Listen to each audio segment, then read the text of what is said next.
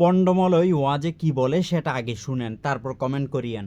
তবে আজকে থেকে বলে দিয়ে যায়, মিলাদুন্নবীতে নামাজ নাই কেন? কোরবানির ঈদে, রোজার ঈদে নামাজ দিয়েছে, রাতের বেলায় ডেকসেট বাজিয়েছি, সকালবেলায় ঘুম থেকে উঠতে পারি নাই, নামাজ তরক করেছি, গুনাহগার হয়েছি। আমার আল্লাহ বলে অন্যান্য দিনে গুনাহগার হওয়ার সম্ভাবনা আছে, কিন্তু মিলাদুন্নবীতে যদি আমি নামাজ দেই, কেউ যদি নামাজ না পড়ে তাহলে সে গুনাহগার হবে। রসুল আগমন করেছে, ওই দিন কেউ গুনাহগার হোক, আমি আল্লাহ চাই না, আমি আল্লাহ চাই না, আমি আল্লাহ চাই না। নামাজ ক্যান্সেল করেছে। একটা কাজ করো, মিলাদুন্নবী আসলে একটু শরবত খাওয়াও, একটু দুই ঈদের নামাজ দিয়েছে, কিন্তু ঈদে মিলাদুন্নবীর দিন আল্লাহ তাআলা কোনো নামাজ দেয় নাই।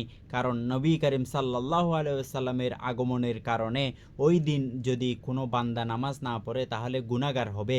আল্লাহ তাআলা বলেন, আমার নবী মুহাম্মদ মুস্তাফা সাল্লাল্লাহু আলাইহি ওয়াসাল্লামের জন্মের দিনে কোনো বান্দা নামাজ আদায় না করে গুনাহগার হোক, এটা আমি আল্লাহ চাই না, আমি আল্লাহ চাই না, আমি আল্লাহ চাই না।